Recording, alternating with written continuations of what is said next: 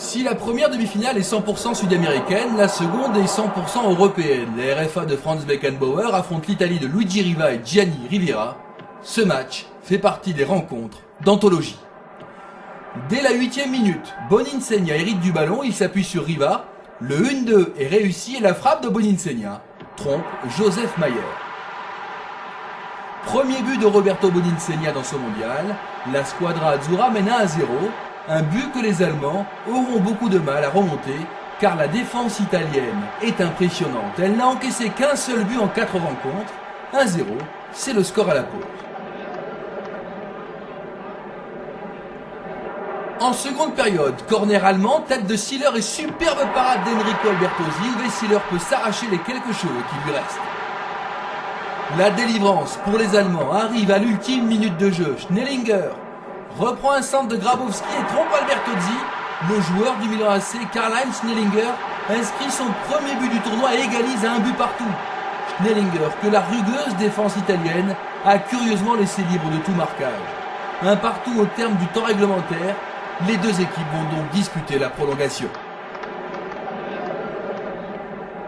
95e minute maintenant, corner pour la RFA.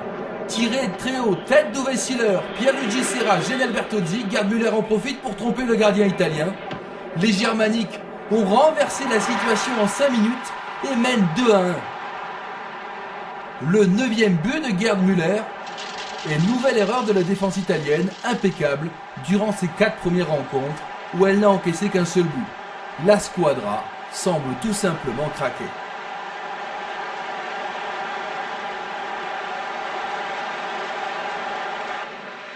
Mais 3 minutes plus tard, l'Italie obtient un bon coup franc. Rivera se charge de le tirer, petite balle piquée à direction de Burnisch qui trompe Joseph Maier, le premier but de Tarchinio Burnisch dans ce mondial. Superbe service astucieux de Gianni Rivera qui a vu Burnisch démarquer. L'Italie revient à 2 buts partout. Il ne reste alors qu'une minute à jouer dans la première période de la prolongation. Riva hérite d'un bon ballon. Sa frappe croisée trompe Joseph Maier. 3e but de Luigi Riva dans ce mondial. L'Italie reprend l'avantage. 3-2. Match fou au stade Aztec de Mexico.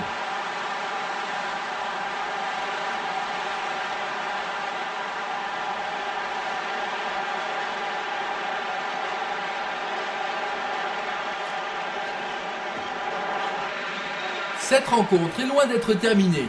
6 minutes plus tard, 110e minute donc, corner allemand. Tête de Siller, tête de Müller qui égalise, 3 partout. Regardez bien à gauche de l'écran, cette image a fait le tour du monde. Beckenbauer a le bras en écharpe, il jouera près d'1 heure avec l'épaule luxée. La joie du bombardier trapu est légitime, Gerd Müller inscrit son 10e but du tournoi en 5 matchs. Le scénario de cette rencontre est absolument diabolique. Les Italiens réengagent, ils paraissent abattus, en particulier Gianni Rivera, ici balle au pied, qui s'il avait été collé au poteau d'Albertozzi, aurait pu empêcher l'égalisation allemande. On suit l'action dans son intégralité, débordement de Boninsegna côté gauche, centre pour Rivera qui marque, incroyable, moins de 60 secondes après le 3e but allemand, l'Italie reprend l'avantage par Gianni Rivera. Rivera, souvent remplaçant, devient le héros de toute l'Italie.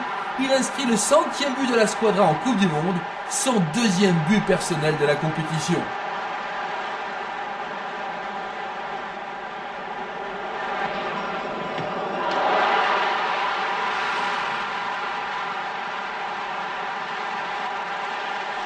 Monsieur Yamazaki, l'arbitre péruvien, siffle la fin d'une rencontre de légende.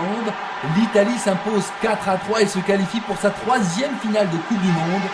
Ce sont les plus belles minutes de ma vie, déclara le sélectionneur Ferruccio Valcareggi.